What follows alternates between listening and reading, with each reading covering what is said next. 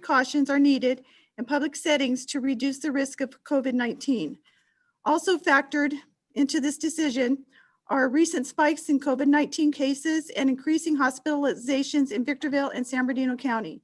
In order to reduce the risk of exposure for our community members, city employees, and council members, we will hold our city council meetings virtually until further notice. Our virtual meetings are being conducted in accordance with the Brown Act and special provisions enacted during the coronavirus pandemic. We invite members of the public to actively participate in our meetings via Zoom. In order to offer public comment during tonight's meeting, use the raise your hand feature on Zoom when instructed to do so. You will be unmuted when it is your turn to speak. For future council meetings, you may also submit public comment via email. Your email must be received no later than 4 p.m. the day of our council meeting. Our meetings are also being streamed on YouTube if you don't have the desire to participate in public comment. I have no revisions, Mayor Garcia. Thank you so much. At this time, any items on the agenda that may be a conflict of interest to any council member or board member should be identified at this time. Do we have any items on the agenda that may be of conflict to any council member? No? Thank you. Just for the record, we do not have any public hearings this evening. So we move on to consent calendar. Consent calendar items 1 through 8 can be approved with one motion unless there is an item that needs to be pulled for discussion.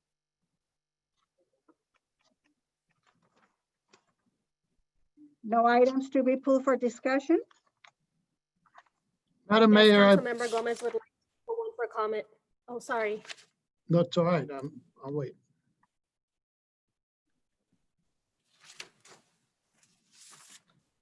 So if I may, the one for comment is the local control tax sent tax measure transaction and use tax to fund public safety and essential municipal services on a November 3rd, 2020 election ballot for voter consideration number 10. I've made amplious remarks in terms of why I'm not supportive of this measure, particularly with what's happening with the pen. Excuse me, Councilmember Gomez. We are on consent calendar right now. You're on item 10.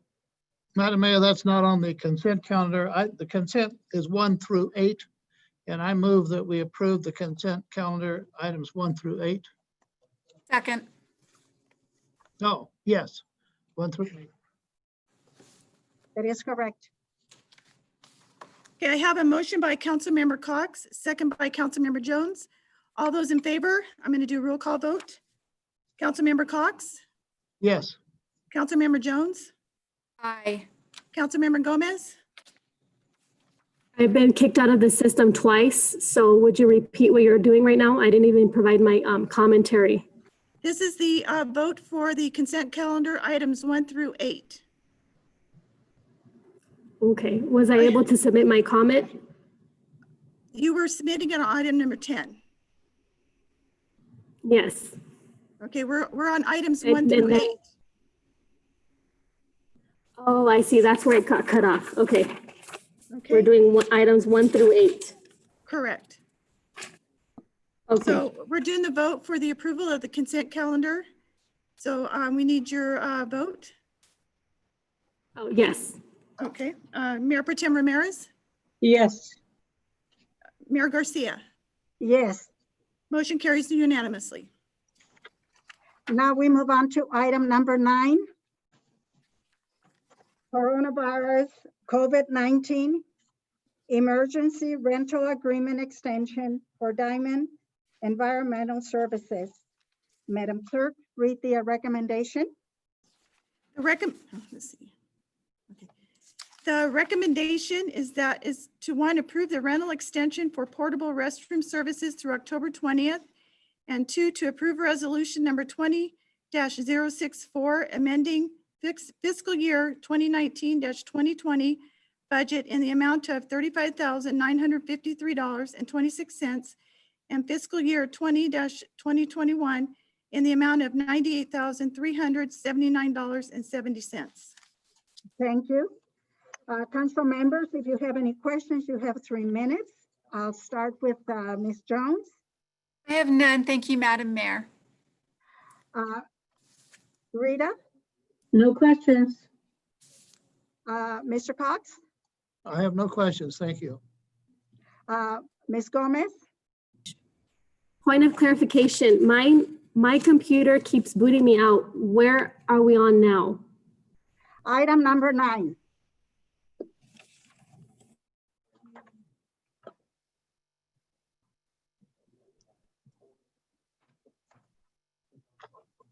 This is the rental agreement, the extension for Diamond Environmental Services. Do you have any questions? I just got booted out again. But anyways, I'm recording how many times I get booted out, just so you know. So for Corona Emergency Agreement Assistance, I noticed that we're going from 35 to 98,000. And I'm presuming we talked about this with the city manager in terms of keeping out the bathrooms for the homeless and other beds and such of that nature. Is that accurate to presume?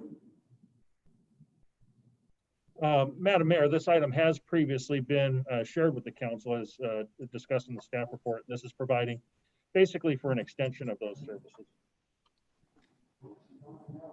Thank you. No further questions. Thank you for that clarification. Do you have any speakers on this item? Hold on just one moment, please. We're checking. Okay, we have no speakers. Thank you. At this time, I request a motion and a second on item 9.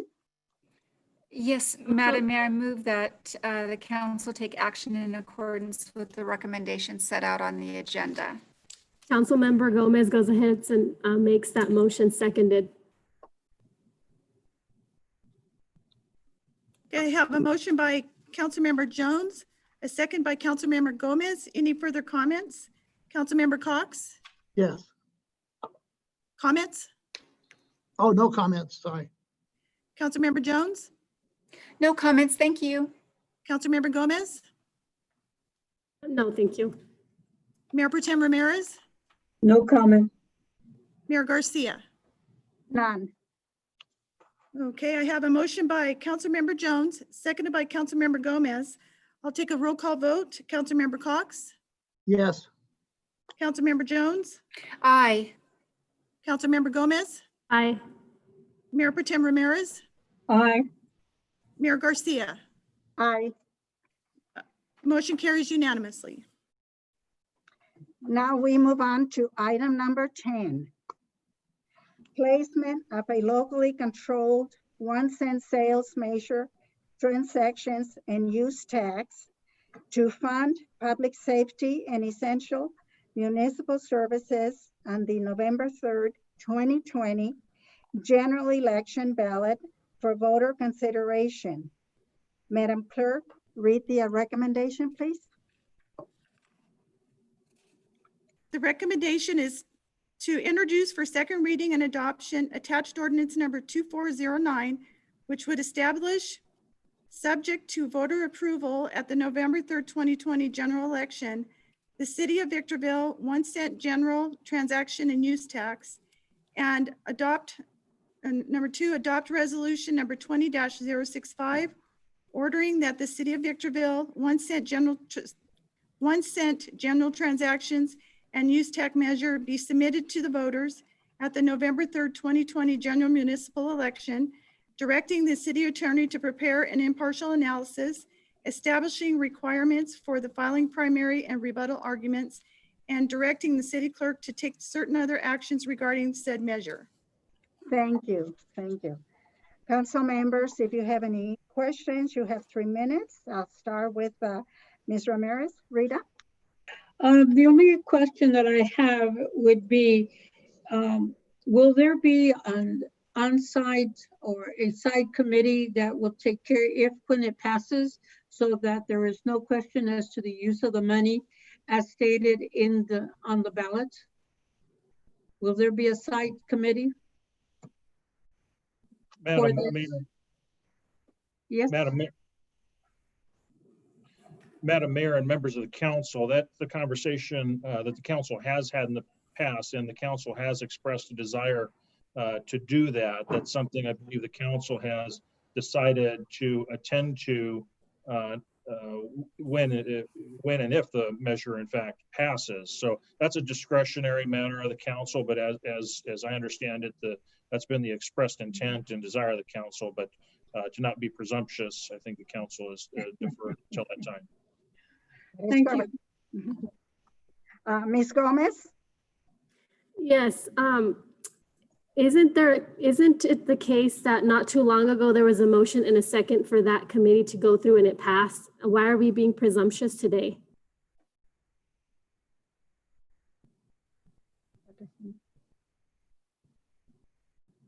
We're not being presumptuous today. I'm not sure I understand the question. Well, Rita asked if there was an oversight committee board. Not too long ago, there was a motion and a second, and the majority voted for having this specific oversight board. You know what? What I'm going to say is retract that, and perhaps we might have revisited, but it's my understanding that there was a motion and a second, and there was a passing unless someone made a subordinate motion to revisit that if that were the case, and that was how the motion passed. So right now I'm confused because I thought literally that would be happening and then it would be visited then with that motion already in place about 2 weeks to 4 weeks ago.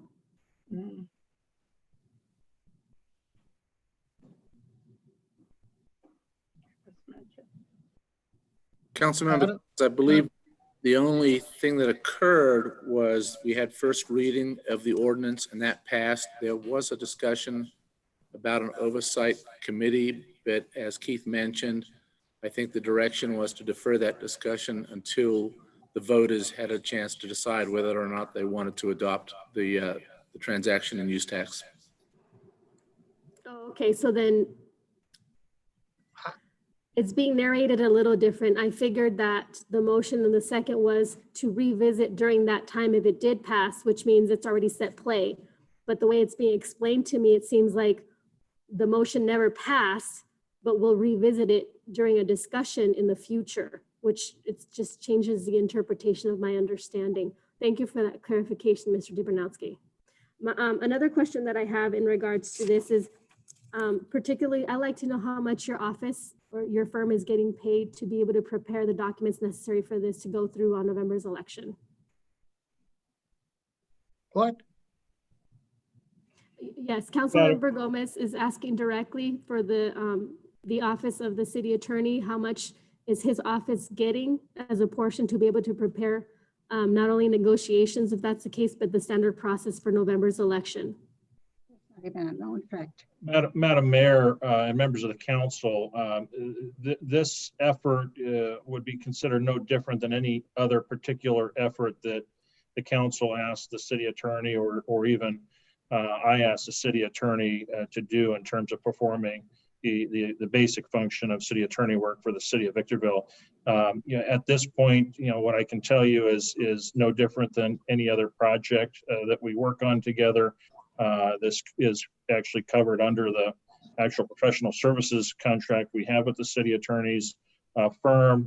They do bill on an agreed upon hourly rate, and those hourly rates get applied based on the time spent to craft the documents. So in effect, to date, the documents that you've seen, such as the resolutions and the ordinances, and in the case of this meeting and the last meeting, staff reports, research, conferring with staff, conferring with the CDTFA, which is the Tax Finance Administration for the state.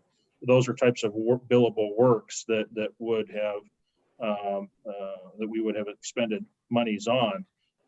Going forward, the only thing I could foresee is perhaps the arguments for and against to attend to those.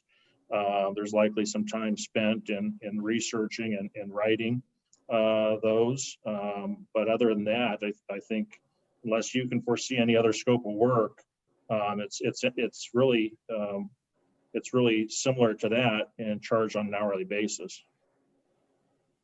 My last and final question, would it be possible that the city manager provide, whether it's for the entire council or for myself, I'm making an oral request based on the Attorney General's opinion, to provide me, or the council, if the council chooses to have that, an itemized amount that has been expended and to what office is disseminated for the November 2020 election in terms of this general tax, anything that includes marketing, standardized practices, anything that goes to Jabronowski or any other offices for whatever reason. Would you be able to do that, Mr. Mesler? I would say if it exists, we can certainly provide it. Thank you. I appreciate that. No further questions. Thank you.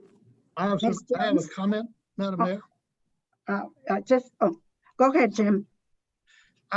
My understanding that when we had the discussion on whether or not there was to be an oversight committee, my understanding is there was a general agreement of the council that there would be, but we wanted to get this approved and get it on the November election. And we have between now and November to put the basic framework together.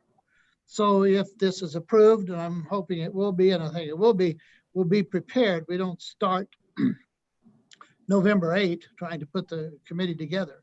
I agree that we need a committee. We need to do whatever is necessary to assure the public that how that money is going to be expended is going to be very public and in the best interest of the citizens of Victorville. There's a kind of a, I'm not sure how they're going to spend the money and who's going to be in charge. We need to take care of that.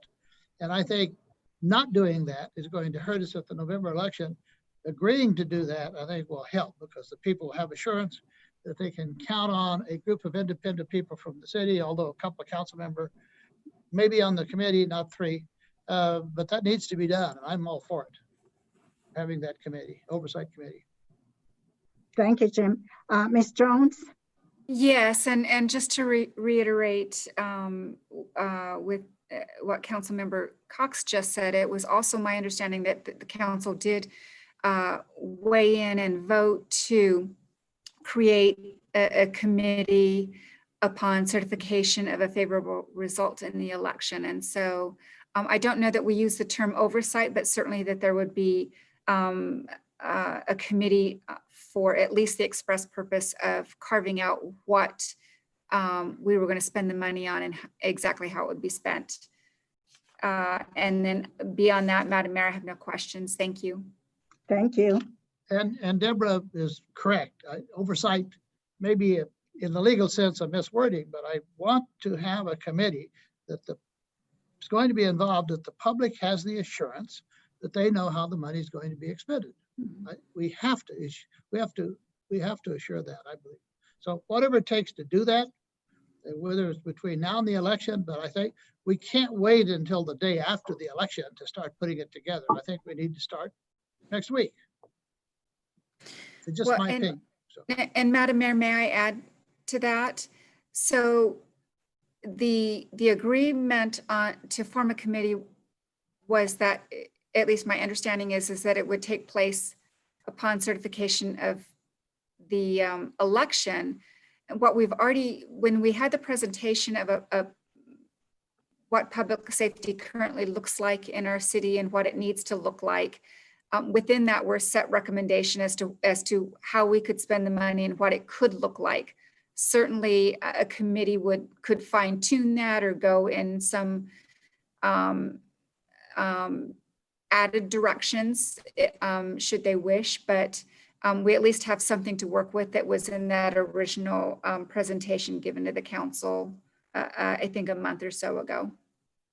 As a point of order, Thank you. That was, thank you. As a point of order, we were having back and forth discussion. Excuse me, I'm It's my speaking. understanding that you have to give 3 minutes to each person.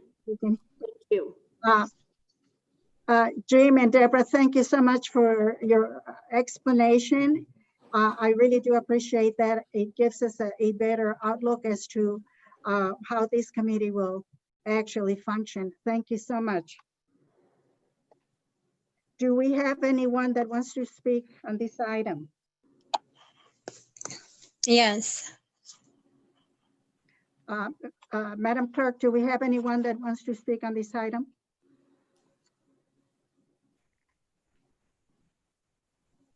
Yes, Madam, we do. Yes, Mayor, we do. We have Alcatel 3V.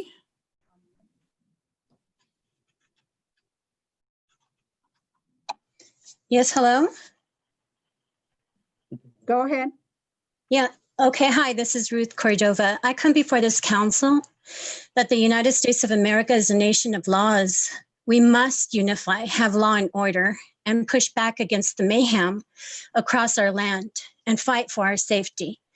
The First Amendment gives the people the right to peacefully assemble. The First Amendment does not give the right to commit heinous crimes, terrorize, and set places of worship or churches on fire and commit mayhem across our land. The First Amendment does not give the right to assault and ambush our police officers during the lawful performance of their duties. Throughout the nation, over 1,200 law enforcement officers sustained injuries by way of violent ambushing, gunfire, struck in with IEDs, run over with vehicles, and gunned down by rioters and Antifa terrorist groups. Yet the bloodshed and mayhem across our nation is not enough. While there's still a hunger for more bloodshed, despite slaying law enforcement personnel during the lawful performance of their duties and protecting the people from falling victims of heinous crimes, dangerous suspects are armed with AR-15 assault rifles in possession of active pipe bombs and improvised explosive devices. And yet still, that's still not enough. The heinous, premeditated, deliberate, intentional ambushings and the slaying of police officers by way of gunfire and improvised explosive devices are made in cold blood with evil will and malice, thereby establishing murder of the highest degree. Such mayhem across our nation and heinous acts of violence deface the legacy of the Honorable Martin Luther King. Martin Luther King did not burn down places of worship nor kill other Black men with malice aforethought. We must recognize the heroic acts and the passing of the lives lost of officers killed in the line of duty, protecting and defending the life and safety of the people. Their legacy will move on forever.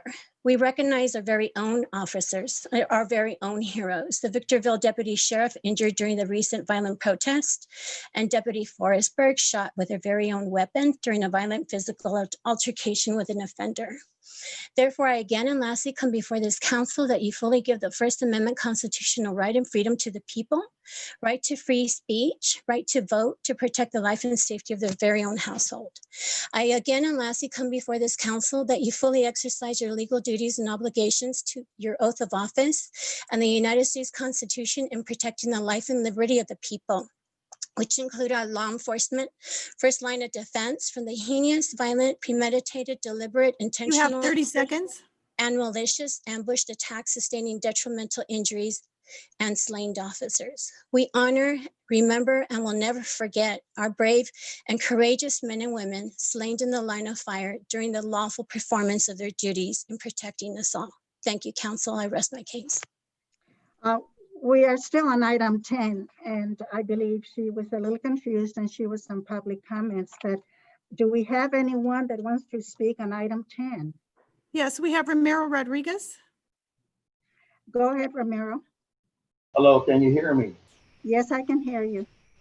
Yes, on the issue about raising the taxes, the 1 cent, the 1% actually on the tax thing, on the tax revenue, sales taxes to the city of Victorville. One of the key factors that I noticed in the last meeting when Deborah Jones asked what the money was going to be used for, and they said that public safety, which is more cops, and then they threw in the library.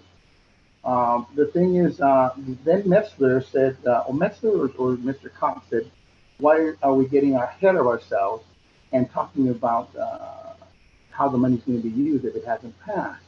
Well, isn't the Boston Tea Party one of the key factors of the making of this country, the no taxation without representation, when all the colonists dressed up as Muslims and dumped all the tea in the harbor to I guess, to create an awareness of no taxation without representation. Now, you're talking about oversight committees. Who's going to be the oversight committee? The attorney, the city attorney, Metzler, and Jim Cox? That's who's going to oversee the money. But as to right now, all we've done is just a simple we'll get cross that bridge when we get to it. No, but the city, us, we gonna pay the sales tax, and the businesses also, they want to know how the money exactly is going to be used. What are the percentages? What are the graphs? What are the charts? Not just, well, if they pass it, we'll tell you how we're gonna use it, and just throwing public safety in the library. I don't think that's enough to really convince me to vote on behalf of that, knowing the history of how the city has managed and mismanaged a lot of these large funds that have gone through and through litigation and everything. So that's one of the key factors. If the oversight committee is going to be set up, who is going to be the oversight committee? That's very important also. If we need that money to have the city move forward, then we need to have that money move forward with the city, not just to fill in a few pockets of a few people. And I concur with Ms. Gomez asking exactly how the money is going to be made by the attorneys, by the city attorney, You private have 30 business. seconds. And what Messler said that, well, he's going to be billed hourly, he just went on and on and on. So on that part, as Joe citizen, I would like to know more in detail how that money is actually going to be applied if it is ever obtained. Thank you very much. Madam Mayor and members of the council, if I might, just so that the characterization is a little bit closer to accurate, using the no taxation without representation, I'm not exactly sure is the best characterization here, because we've actually spent a considerable amount of time getting to this point, largely based upon first, starting back in November, the question of the council, which was studying and developing a public safety plan, largely responding to just continued requests by the community for improvement to our public safety services. The subject over our Victorville Library is something that this council on many, many occasions has in fact specifically asked for attention to. So these aren't items that are just all of a sudden being dreamt up or thrown around. These have been items that have been discussed for quite some time. And certainly from the public safety plan, it was clearly identified that for us to change the posture of both our public safety plan, but also in enhancing our community services such as library and even literacy programs and Parks and Rec and community services program, something's needed, and that something is a revenue source. So this measure that is being discussed is not us raising taxes, it's us advising the public and asking the public a simple question, given everything that we've heard at the dais, in our chambers from the small public that does show up and participate. Do you, the community, agree with the need to enhance our public safety services and our other community services? And if so, do you support the imposition of a 1% tax? This is really a question as to whether or not the residents want to tax themselves for these enhanced levels of services. We don't have the ability to directly decide that on our own. All we have to decide is what we're deciding here is, do we put the question in front of the voters in November? Thank you so much for that clarification. Do we have anyone else that wants to speak on this item? Yes, we do, Mayor. We have Princess. Hey there. My question is, well, not my question, but while I was going over the budget of last year, it shows that $27 million went to the police. And I know you guys talk about that it's important that we invest money into the libraries and Parks and Rec. However, going over the budget, only $3 million was invested into the parks, 965,000 in the libraries, and 1 million into recreational services. But my thing is that, why are we investing so much money into the police? And I know the last speaker, Alcatel, said that the crime rates are raising and increasing. However, crime stems from poverty and less opportunity. So why are we not investing that money within our own communities and recreational services and parks? And why are we putting so much money into the police when we can obviously see that it's not decreasing crime? Why are we not looking at other alternatives instead? Because if we had more people who had jobs, or if we had other opportunities to keep the youth in programs such as sports, or just programs so that we can be a community, rather than putting so much money into the police, because we can obviously see that that's not changing anything. So my thing is, you guys talk about wanting to renovate the library and improve it. However, why are you guys only investing from last year 3 million into the parks, 965,000 into the libraries, and 1 million into recreational services? And then you guys are also, the police are also double dipping into general funds, and they also have public safety, and they also have their own funds. So why are they generating so much money, and where's all that money going? And me personally, I do not think that we should be increasing community policing, because as we can see, that's not really getting any positive results. So why are we keep on upping the budget for the police when they're generating about 60 to 70 million dollars? It doesn't make much sense to me. I rest my case. That's what I have to say.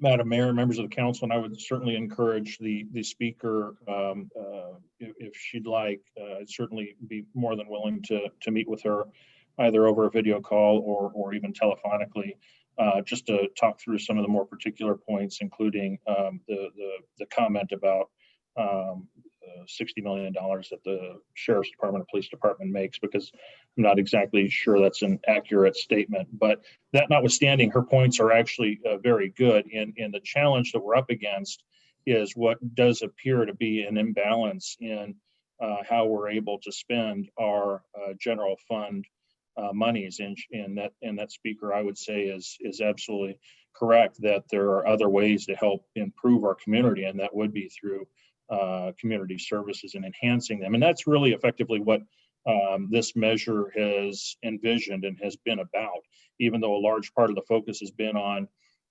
enhancing our public safety and being able to improve our response times to non-priority calls such as priority 2s, 3s, and 4s, improving our traffic enforcement. That's been a large focus of that public safety plan. It also came with a recommendation that the recommendation being a 1% sales tax that was identified as an amount necessary to not only meet our public safety needs, but also to have enough discretionary revenue to where we can actually change that imbalance, and we can actually start changing that formula to where we're spending more on recreation, community services, and even library at a higher proportionate share than we currently are now. Thank you. Nice, Mayor. I see that Princess is back on and she does have 1 minute left. What I have to say about that is, I know we were talking about recreational services. I feel that the best way for the community to resolve the crime rate or resolve the mayhem, what's happening, is that our community needs to, we don't trust the police.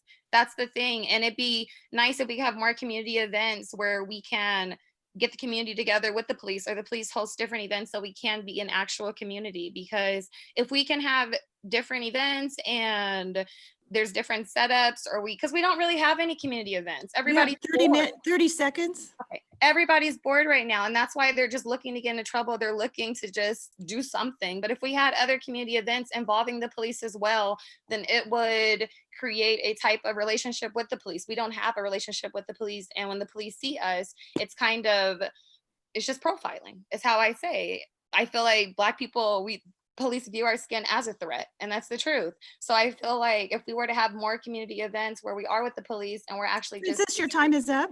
then I feel that that would be useful as well. Madam Mayor and members of the council, and I think those comments are really good comments. And this is unfortunately a very weird year, just with the whole COVID that we're dealing with. But interestingly, exactly what the speaker was sharing with you was exactly what we were doing last year with a vision of doing more. We actually changed and really focused heavily starting last year on more community outreach, and we had 2 pilot efforts that we actually found success in, and decided to agree to continue to do more of those. And those were the events that we called pop-up in the parks, where we had in one case it was Brentwood Park, where city employees, city leadership, along with sheriff, along with fire, along with all the first responders, we actually hosted an event where we invited that neighborhood and did a movie in the park. We did a subsequent one, I believe it was in August of last year, over in the Eagle Ranch area, and we brought in live entertainment and brought in all of the really expensive equipment that we use to provide the services to the city, including a lot of the police vehicles. We even had Mercy Air there with their helicopter. this administration believes very much in doing more of that. The sad reality that we're dealing with today, and I think that's why we feel bored. We feel it as well, is that we're in this pandemic environment. But once we get through this, and we will get through this, I definitely would envision doing, I certainly recommend doing more of that in our community and reaching directly out to our community and bringing our first responders, including the Sheriff's Department, along with. Thank you. Do we have any others?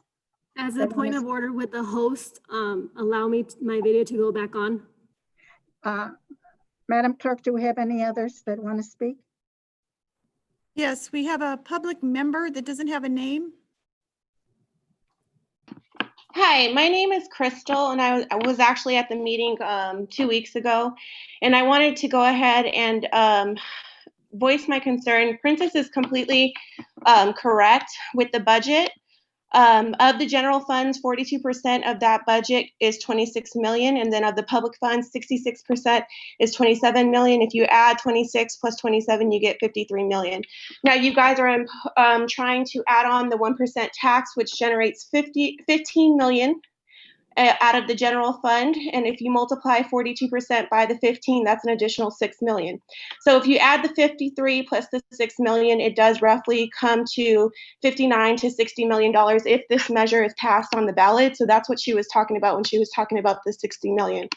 As well as these community events with the city and the police are isolated events. They happen a few times a year. And I think the reason why the community does not trust the police is because they have negative experiences with the police more than they do positive. So I think, to Princess's point, what she's trying to say is, why not take this money out of the police funds and funnel it somehow into an event that is not associated with the police, maybe invite the police there so that the community bonds with the police, and they do it more often to where they build a relationship. So if you are speaking about events that happen 2 to 3 times a year, that's not enough, especially if we're paying, or if this measure passes, if we're going to pay close to $60 million. They need to be more so involved in community events that are put on by social services. And if the police department wants to come and participate, that's fine. But I don't see the justification of $60 million if this measure passes to fund the police if crime is increasing and we're increasing the budget. You guys just passed a $1.7 million increase with the Sheriff's Department just almost 2 months ago. So obviously it's not working. If we're increasing the police budget and crime is still increasing, I don't understand how we're not seeing the correlation between it not being effective. So with that being said, I feel that this money needs to go back into the community, and if the Sheriff's Department wants to partner with these events and come, that's fine, but I don't think that this money should be designated to them, if that makes sense. So I understand where Princess is coming from, because she is completely correct. The money is not being utilized to its full effect, I feel, within our community. I think that it really should be social services that are being funded, community events, and if the Sheriff's Department wants to come and show up and have a fun day with the community, that's fine.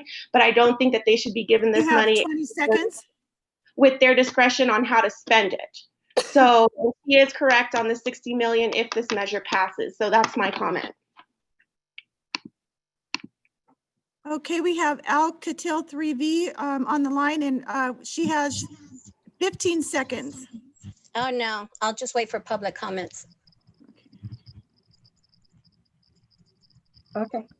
Do we have anyone else? We're going to check, Mayor.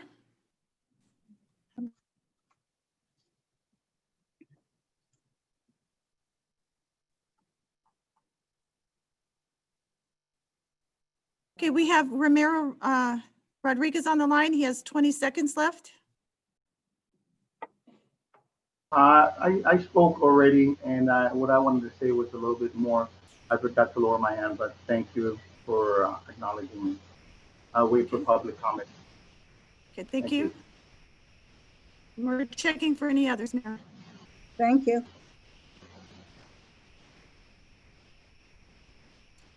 I see we have Ashika Newman. You have a what? Ashiko Newman on the line to speak on this item. Yes, my name is Ashiko Newman. I'm a resident of Victorville, California. And I just wanted to say that I strongly support this bill. I think that it's really important for us as residents to have safer communities, for us to be able to have additional funds to go out towards additional training for our law enforcement officers so they are properly able to handle issues that are prevalent in many low-income areas, high crime areas, so that they're not just protecting those areas, but they're keeping all of Victorville safe. I think I definitely agree in strong partnership between constituents and law enforcement, but I think that it would be unwise to suggest that we can demand so much more from law enforcement and not provide them with the funds in order to make those things happen. I'm an African American woman. I have African American children. I don't believe that, I think that our children deserve the right to live in safe communities and that they should not be subject to law enforcement officers who are not properly trained, who have a bias. But in order to weed out that bias, we have to properly train our officers. Providing additional funds to law enforcement is going to be one way in order to do that. And besides, this particular tax increase is not solely focused on law enforcement. It is ordered to bring public safety in many other areas, such as, with our with code enforcement and with animal control and so forth. And so if we spend the majority of our time focusing solely on law enforcement, then we miss out on the opportunity to increase services in so many other areas. And so again, I strongly support this bill, and I think it is absolutely necessary for the city of Victorville to remain a strong force as it is. And yeah, those are my 2 cents. Thank you. Okay, City Mayor Clerk, I'd like to use my 15 seconds, please. Okay, go ahead. Yeah, Princess and the other speaker, they have no concept, no clue of what's going on in today's society. They don't know anything about Prop 4757 AB 109 and the zero bail. They have no idea of the Do you want me to devastating explain effects. to Your you time is up. because I can explain it to you if you like me to. Excuse because me, I do was go through it. talking, so don't interrupt me. I do as I please. And you have no concept of Black people Can I being. have, can I have, can I have,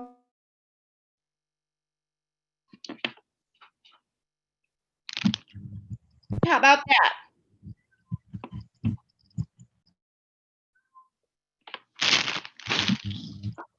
No, that was my time. You're very disrespectful. That's great. Don't come for me then.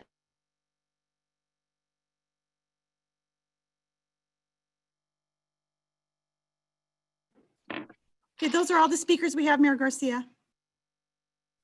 I just want to add something real quick, if that's okay. The fact No, that your time is up. okay, I just want to throw this out there. The fact that Alcatel tried to tell me that I'm being disrespectful, however, completely decided to be disrespectful and even Your time is up. on what I had to say is disrespectful. And Right. This is everybody else's right, whether they want to vote for more.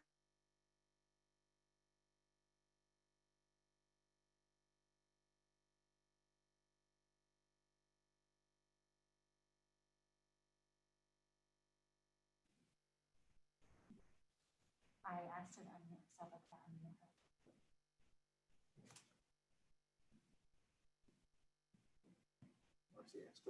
I'm trying to. Mayor Garcia, can you please unmute yourself? council members, can you unmute yourselves? Okay.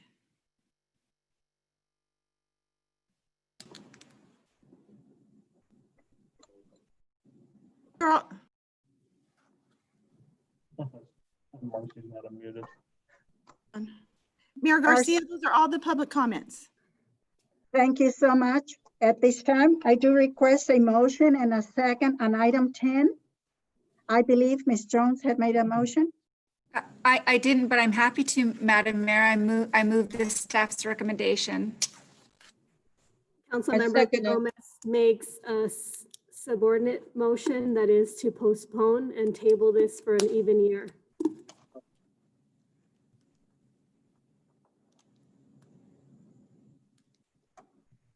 Is there a second? Ms. Ramirez, I believe, second. No. No? For the No. Support. Oh, Is there a second on Councilmember Gomez's subordinate motion? No. No second, motion dies. So I have Was there a a- motion by was there a- Councilmember Jones. Do we have a second? I second it. Okay. yes. I have a motion by Councilmember Jones, seconded by Mayor Pro Tem Ramirez. Any further comments? Councilmember Cox? No comments, thank you. Councilmember Jones? Yes, very briefly. First of all, I want to thank all of our community members for speaking up on this. As we can all see, there's a variety of opinions, and these are all going to be very helpful for us in the days ahead. If this measure passes on the ballot, we're going to really need to link in with our community and do what is best for our community. I do want to make one comment about the Boston Tea Party, a little bit of a history buff that I am. The Tea Party was a protest of that day to make a statement against being taxed without representation. In those days, there were no elected officials in the colonies, as it were, to have a voice as to how they were being made to pay for all of the extravagances in the motherland. So we don't have that here in America. We have elected officials that sit on the council that are in effect the representation of the city. And more than that, we have the Brown Act that provides for community involvement so that there is that Jeffersonian principle of lay oversight. So the community is certainly represented. This is not something that looks anything like what happened in the several hundred years ago. Thank you, Madam Mayor. Thank you. Councilmember Gomez, any further comments? Yes, so please do not interrupt me. I ask for the same respect that was rendered to your favored colleagues. I ask not to be interrupted. There's Rosenberg rules and parliamentary rules, and they're asked for the sake of the chair to keep professionalism and decorum. The questions from council members to staff for that section were sought for clarification, not for comment, or for the purposes of enlightening and contacting our general public into what is happening. Two elected officials decided to violate those policy laws that we have in place. Instead of asking questions, they use that as a point of discussion amongst themselves.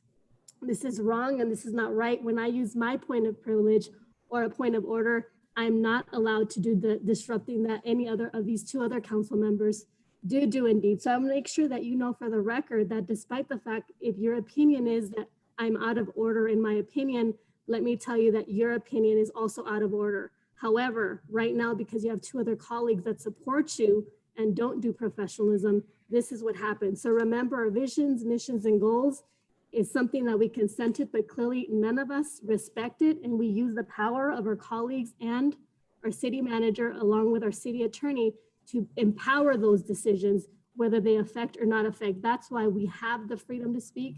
And it's very unfortunate that people do get muted or booted out. I'm hoping I'm not the one that gets booted out, but if I am, it's because you treat me like any other constituent and I'm not your constituent. I'm one of your elected persons that sits right along your side. I'm not in front of you and I'm not behind you. That was to my colleagues. Thank you.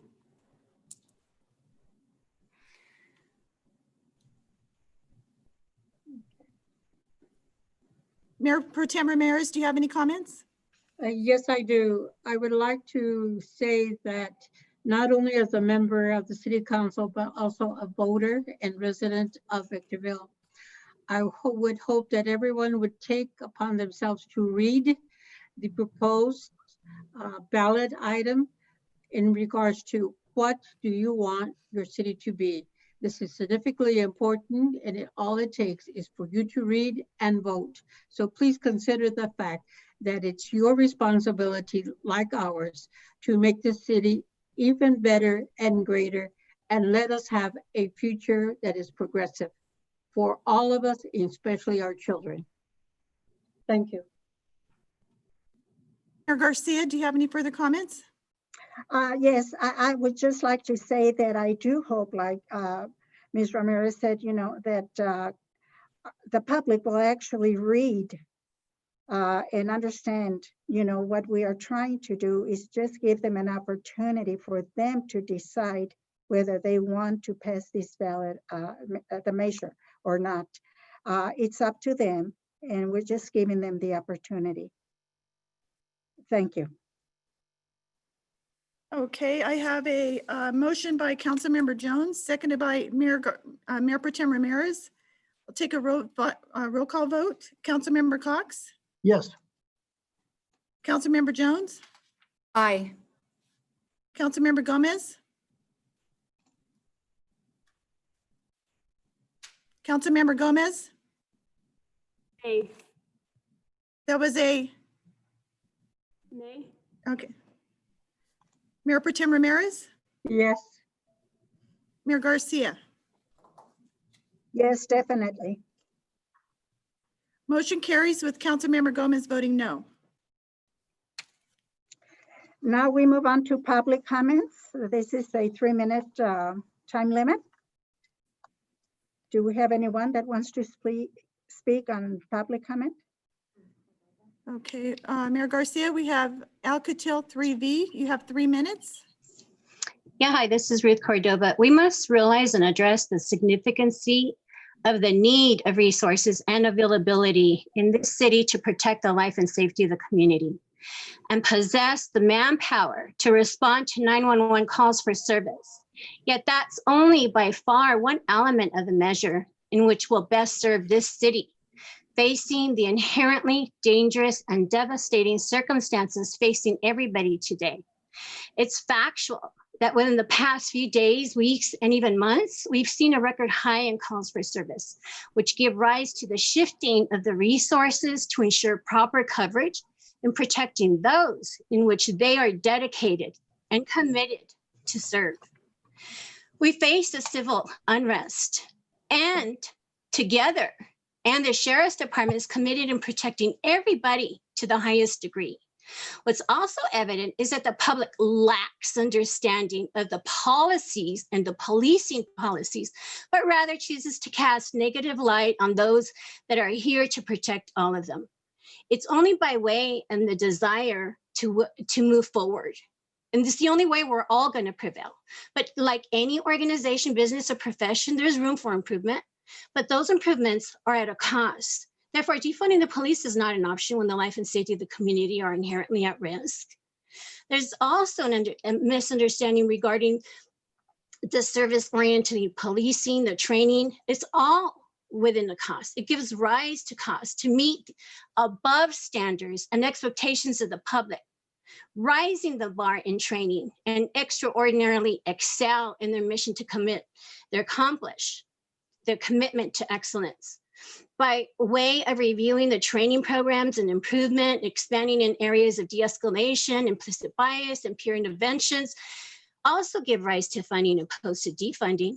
It's important to understand that policies, policing, training, and dedicated to the utmost protection of the citizens in which they serve, as well as protecting themselves in the face of danger, like in the San Bernardino terrorist attack. People don't get it. They don't understand because they have not been in the field of law enforcement, and they know nothing about training, and they know nothing about policing and the policing policies. But this is the only way that the police department can raise the bar in their training is by funding, not by defunding. Despite the evident hatred, malicious ambushing, and heinous attacks on the police officers across You our have nation, 20 seconds. they are committed in protecting your life and safety, and therefore deserve that you don't give up on them, and that everybody supports this measure.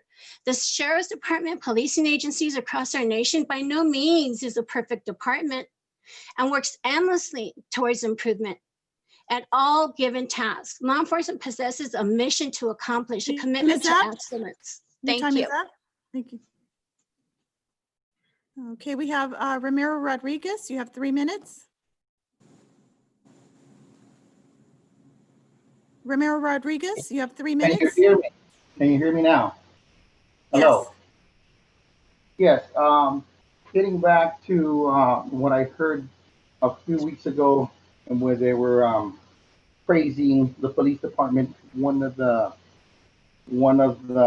councilwomen, Deborah Jones, praised the police captain of having such a diverse police force.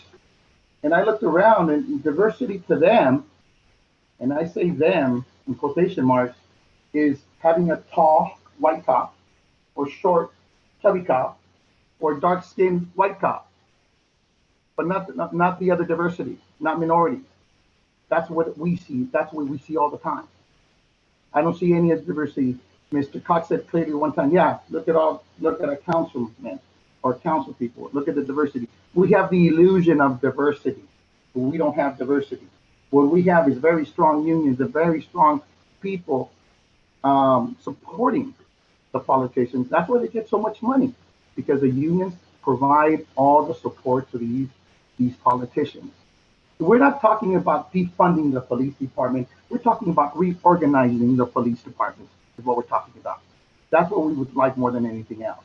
We would like to see more Mexicans, more Black police officers, Indian police officers, Native American, Asian police officers. But every meeting we go to, we just see one sort of police people. And the funding, and don't, I'm not only talking about the $60 million they're going to spend in the police department, their retirement payments. You and me, we worked 40 years to get $1,200 a month, then 18 years to maybe collect $256,000. When our police chief is going to collect $7.5 million in his retirement. That's if he doesn't get another job. Yes, don't do your eyes like that. But I'm talking the truth. Look at Transparent California and check to see how much all these people make. These police officers that we got right now, the school resource officers, $1.2 million. School isn't even open, and we're still getting people to go into the schools and check on the students. There's no school. I mean, the abuse, but the power that these people have, these unions, all the money that they procure for these candidates, millions and millions of dollars from the unions. That's one of the very strong things that we need to control. We don't need to defund the police department. We need to reorganize them. We need to make the police department. You have 15 seconds. We need the police department to look like us. And to Alcatel, there's police officers that are drunk, dressed as police officers, that are caught with heroin overdosing at driving police cars, and 2 police officers got in a shootout up here in the high desert. So don't paint them as saints. Your time is up. Much. Mayor Garcia, we'll check for anyone else on the line. Thank you. Mayor Garcia? I Yes, heard Al Castillo twice, but I never did hear you speak. Did he speak? That was not Al Castillo, Jim, Oh. Mr. Cox, yeah. Okay, sorry. I do have one comment that came in through email today from Paul Marsh, and I'm going to read that. As a resident of Victorville, I have to say that I am proud of the city in which I live. As with any place in the United States, we have our flaws, but the most part, we're a city in which everyone can be proud to call home. We have a management team and staff that truly works tirelessly to extract the best that our city has to offer everyone. Anyone can pinpoint shortcomings and attempt to make that focus, but I believe that the majority of our residents honestly see the good within our city and continued progress our city is making. Our city is at a very important crossroad, which will determine future outcomes for years. What is politically popular in various parts of the country isn't necessarily feasible to embark on for Victorville. When we're managing to the dollar right now, how can we subtract from that and continue to maintain standards we're establishing for ourselves? Our law enforcement officers work hard to join efforts to establish communities we can feel safe in. It is a perfect establishment. No, but what is? Instead of lumping every officer into one negative category, we need to keep in mind it is us asking for more to accommodate our growing city. No matter what some people are saying, the fact is we need law enforcement. We can't allow people from within or outside to tear down our city. These people who do this have no concrete solutions to grow anything. Their sole motives are to disrupt and divide our community, and then they'll move on to the next. We cannot allow this to happen just by standing idly by hoping that it will soon cease. The leadership in our city has been a pillar of pride as far as I am concerned. There are things there though that also need addressing. I've always said that with leadership comes great responsibilities. The time is long overdue for our council to address disruptive behaviors hindering this council and our city. This city needs to be addressed for our current state as well as for future councils. Right now, we are burdened with Blanca Gomez, and the sad truth is that there are many more like her. Persons that illustrate obscene behaviors such as wearing a t-shirt with F ICE at a council meeting, or a complete disregard for protocol by parading a large group of people through City Hall, or a blatant disrespect for grieving family by photographing their deceased loved one at a funeral, or going to other cities and being arrested for disregard of their protocols, or something as recent as turning a simple city workshop almost into a riot. Your time is up. My time is up. Point of clarification, when did that email come in? Actually, it came, I'm sorry, it was Saturday, July the 18th. Thank you. Sorry about that. I don't see, also like to add to public comment. However, I don't see the raise your hand feature on my side. Who is speaking? Princess? Okay, you have 3 minutes. Thank you. Osazi Osagi, a 29-year-old man who was diagnosed with autism, was shot by the police while they tried to serve him with a mental health warrant. Pamela Turner, 44 years old, suffered from schizophrenia and was shot multiple times by a cop who had recently been caught harassing her in the past. She never got the chance to meet her granddaughter. Sharice Francis, 30 years old, diagnosed with schizophrenia as well. 4 officers sat on top of her back and held her face down into the mattress while her mother had to watch as her daughter struggled to breathe and eventually went into cardiac arrest. It saddens my heart that I even have to be here telling their stories right now, but apparently their stories must be heard. This just goes to show that if you are Black or a person of color and you are in a mental health crisis, 911 can be a death sentence for some. A 2015 report from the Treatment Advocacy Center states that adults with a severe mental illness account for 1 in 4 people killed during police encounters, and individuals with untreated mental illnesses have a 16 times greater chance of being killed during a law enforcement encounter than other civilians. This is unacceptable. Police are not trained for these encounters, and they most definitely do not have the expertise in mental health profession. Police officers need to be replaced with trained, unarmed professionals who can handle non-criminal matters involving mental health, the homeless, and school discipline. This may just be the solution to reducing confrontation. In Oregon, there is a community-based crisis program known as CAHOOTS. The CAHOOTS trained professionals focus on using de-escalation and harm reduction tactics, which reduce calls to the police and prevent violent encounters. And based off of all these calls that they had received, less than 1% the police even needed to be called because they were able to handle it on their own. And you know why? Because they are trained for these situations.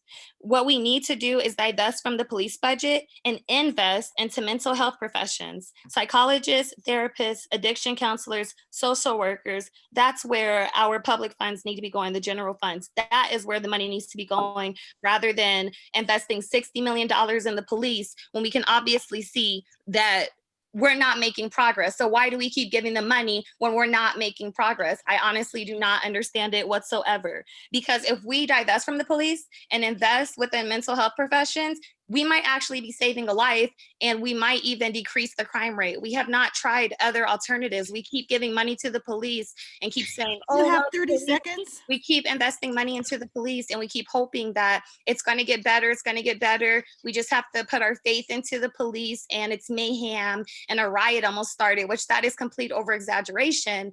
But it's just like, we don't need to keep investing that much money into the police. We're not seeing progress is what I'm trying to say. Your There's time no is up. progress. Okay. Mayor Garcia, we're checking for additional speakers. Thank you. Do you see any?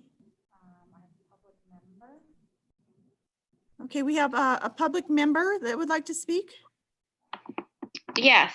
Since, you Your know, name, your name, please. Crystal, Okay, thank you. since Paul made a comment about Blanca, I'm actually going to thank Blanca for everything that she's been doing.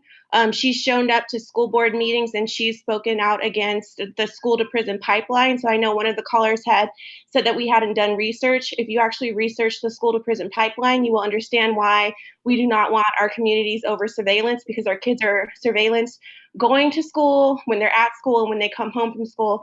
And it is a form of psychological warfare. I also like the fact that Blanca did her research on the beginnings of policing, which started in the mid 1800s with Black codes and slave patrols. So I know that one of the city council members, I believe it was Deborah Jones, spoke about the Tea Party. I would advise you or encourage you to actually research the beginning of policing and to understand the connection between how policing started and why communities of color are over surveillance. Also, to the man, Mr. Paul, who made the comment about Blanca's shirt, if you're more offended with a t-shirt at a city council meeting than you are kids being sprayed with chemicals in their faces and causing their skin to peel, then you are the problem, sir. Thank you, Blanca, for wearing that shirt. As far as the comment about the workshop being turned The into time a is riot, up. that was not 3 minutes. I'm timing myself. That was not 3 minutes. That's what our timer said. If this continues to happen to where you guys are silencing the community, I will fill out papers. I believe it's a violation of the Brown Act. I will be filing papers on you guys, just to let you know. I'll be filing papers as well. We're going to take this back to city council if you guys don't know how to start cutting people's time off. And thank you, Blanca, as well, for supporting the actual people who are creating problems. Thank you, Blanca. We have an additional speaker, Ashika Newman, please. Ashiko. Since I was Ashiko? brought up. Thank you for your time, council members. Yes, I just wanted to just kind of reinforce my position on this whole matter.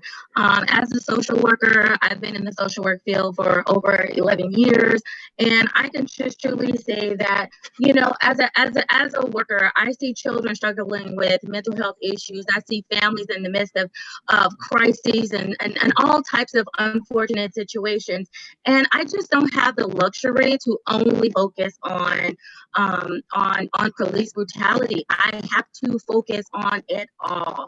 I just have to say that, you know, as a social worker, when I signed up to do my job, I didn't sign up for law enforcement.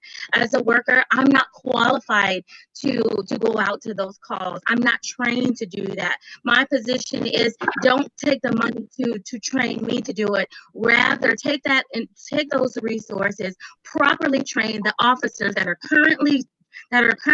currently signed up to do this job, so that they can do it more effectively, so that we can do more outsourcing and pull in minority members of the community into the law enforcement area, so that we have more African American men policing African American communities, so that we have more Hispanic officers policing Hispanic communities. I just say, you know, I deal with a range of issues, mental health issues, behavioral challenges, everything else.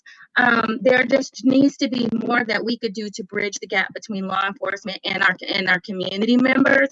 And again, training isn't free. The resources that are needed in order to properly train and get our officers where they need to be, we have to put resources there. That's not a free thing. I'm sorry. I know that, you know, that there are some terrible police officers out there. There are some that are really unjust, and they may have a definite bias against African Americans, but it's not our only issue. And we can't only focus on it. I mean, I think there's room to include most of the issues that are on the table. But if we take all of our energy and all of our resources specifically targeted at law enforcement, 30 seconds. brutality. We miss a larger issue. There are children being sexually abused, physically abused, drug trafficked every day, and we have to allocate resources through law enforcement to battle that battle as well. So thank you so much for your time. Okay, we'll check for additional speakers. Sarah?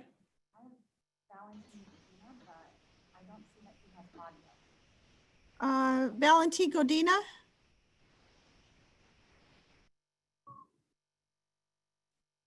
Valentin Godina, are you there? Okay. Who to mute? Privilege, it's really cold in the chamber halls, just so you know.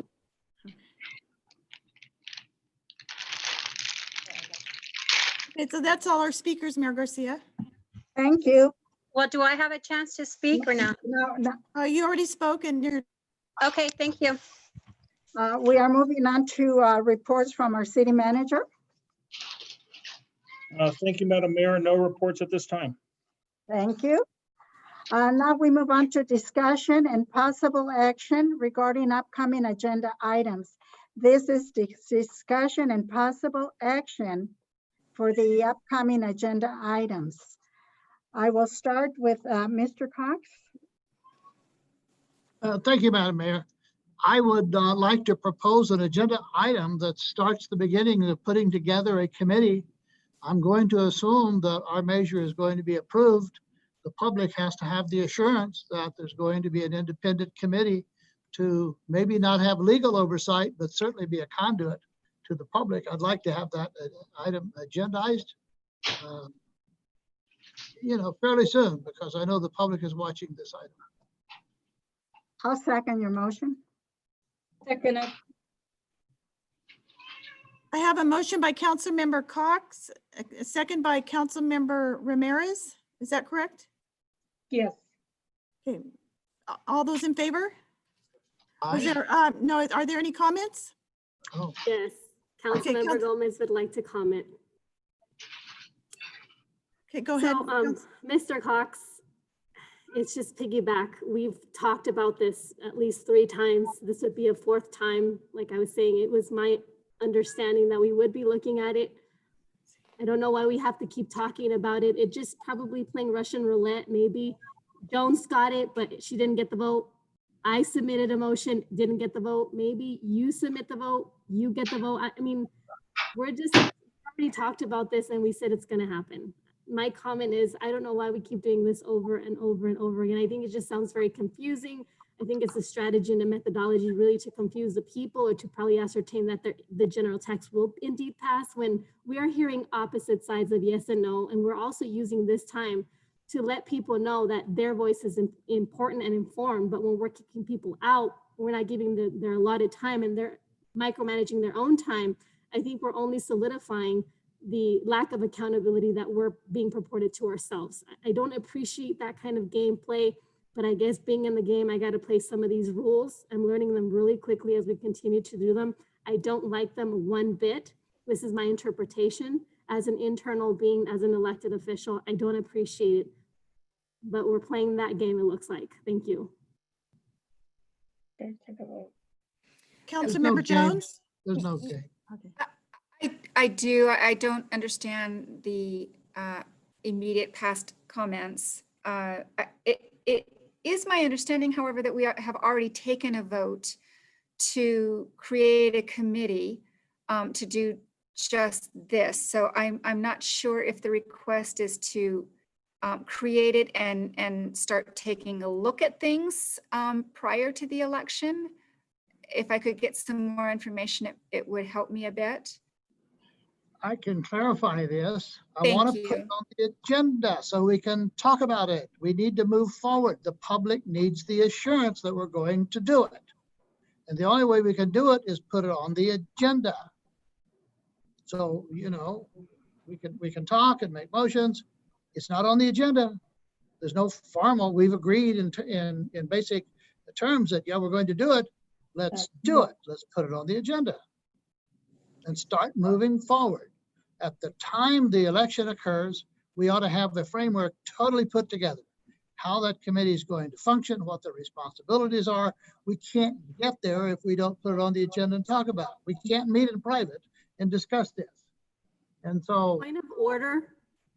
Sorry to interrupt you, Mr. Cox, but as a point of order, I'd like to let the attorney know that if we continue to discuss this item further, we have not noticed it and we're in violation of the Brown Act. And I think you made your point clear. Thank you. who's playing games now? I want it on the agenda. That's my motion. Exactly. I have a motion by Councilmember Cox, a second by Council Ramirez. Any further comments? I have comments by Jones, Councilmember Jones and Gomez. Mayor Garcia, None. Mayor Pro Tem Ramirez, any comments? None. So that's all the comments. So do I have so I have a motion by Councilmember Cox, second by Council Ramirez. All those in favor, I'll do a roll call vote. Councilmember Cox, Yes. Councilmember Jones, Aye. Councilmember Gomez, Is there a time for this? Did you say beforehand clarification? My intent was to put it on the agenda as soon as possible. okay. Thank you. Aye. Mayor Pro Tem Ramirez, Yes. Mayor Garcia, Yes. motion carries unanimously.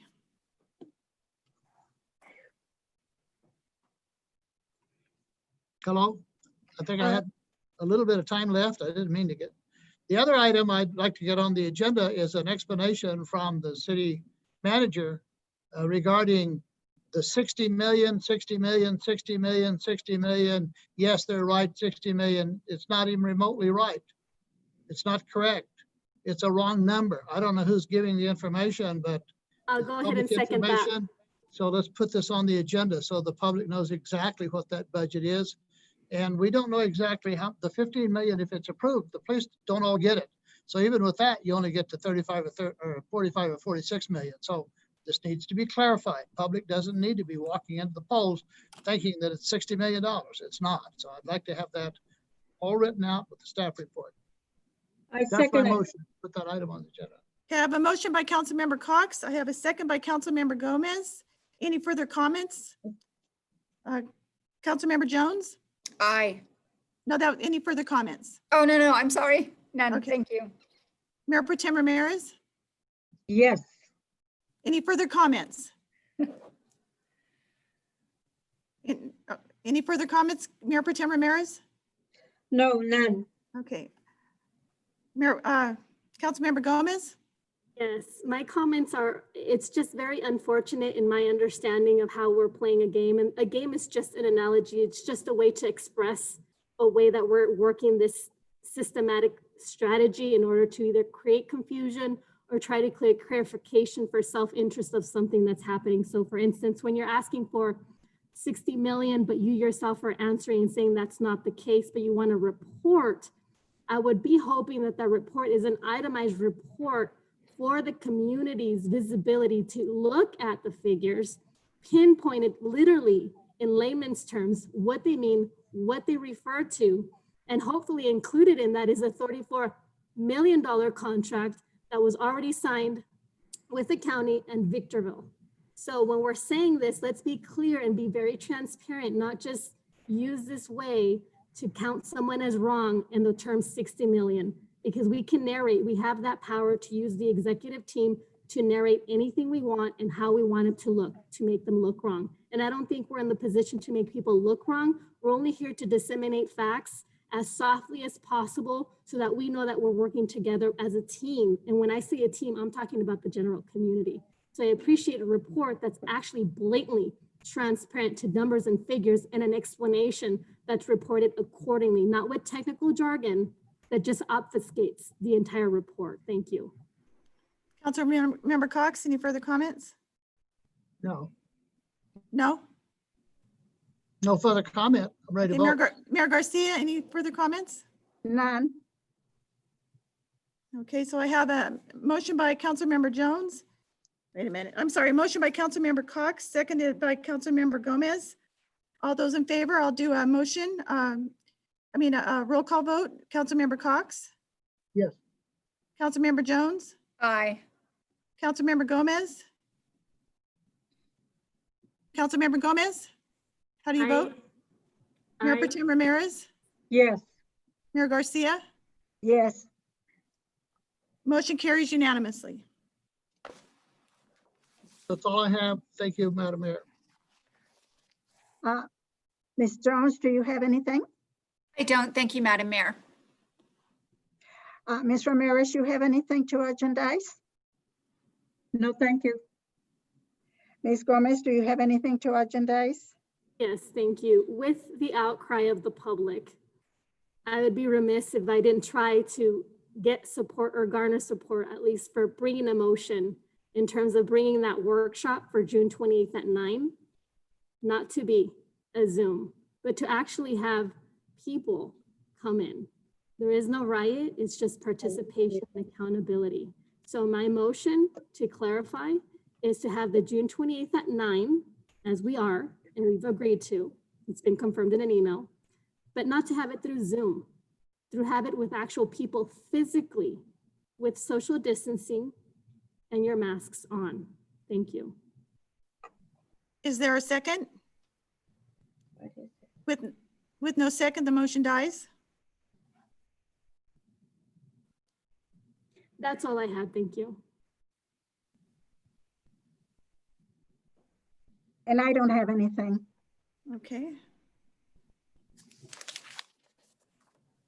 So now we move on to reports from council members, and this is a 3-minute time limit. I'll start with Ms. Gomez. Thank you for putting me first in line. It gives the opportunity for my colleagues to rebuttal anything that I may add. This is the game that I'm calling an institutionalized game. So I'd like to start off by placing on the record, for the ears of my colleagues and for the general record of this municipality, 5 times minimum, my computer that's supposedly connected to a hotspot was dropped. Multiple occasions, missing valuable information to be very participatory as an elected official was missed because of it.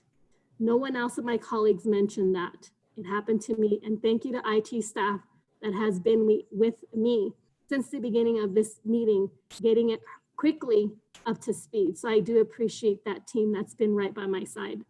The next thing is my camera was literally turned off by the host. And I'm interpreting that because when I tried to turn it back on 3 or 4 times, the prompt said, you cannot start your video because the host has stopped it. I want to make sure that the record understands that my perception of this screen was that as such. If there was an error, please make sure that Zoom is fixed, because Zoom is not giving the viability of people to participate. It's not doing it for me as a councilwoman. I'm here restricted in a seat with a hotspot that should be perfection almost, with no dropped internet yet 5 times.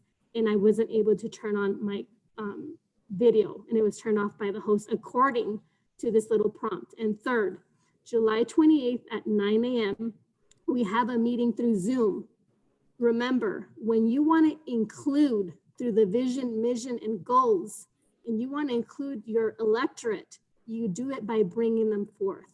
You've provided a mechanism of ostracizing, continuing to disenfranchise, and others are elected, are members who are here in terms of coming back. I don't appreciate that, but you know what? We're all in this together. Yes, we are. And it's fortunate because whether Zoom works in the favor of those that are disenfranchised and othered, it's not working for us as a municipality. This municipality needs to spend more tax-paying dollars to help engage our communities in the best format, not to ostracize through the use of Zoom, where you can just kick people out. You can time them. I'm not timing. I could take accountability and time, but that's not my role, and it's not fair. Es muy desagradable saber que estamos usando Zoom y no nos está sirviendo. 5 veces me salieron de la computadora, no pude ver nada. Es muy importante incluir a la comunidad en todos aspectos y poder saber que ellos están aquí. Si no lo estamos haciendo, no somos un equipo junto, y es muy desafortunado. Mi nombre es Blanca Gómez. Ojalá y ustedes sepan que las estoy representando en lo más posible. Muchas gracias. Your time is up. Mr. Cox, do you have anything? No, thank you. Ms. Jones? No, thank you, Madam Mayor. Ms. Ramirez? No, thank you. And I have none. Therefore, I believe that concludes our meeting for tonight. There's nothing else before this council, and this meeting is adjourned. Good night. Thank you, Madam Mayor. Thank you, Madam Mayor. Thank you. Thank you, everyone. Thank you, everybody. Thank you, Madam Mayor. Thank you, council. Thank you, Blanca. I appreciate Nice to see you, Rita. Nice to see you, Thank Rita. you. Thank you, Princess. Sorry you were muted.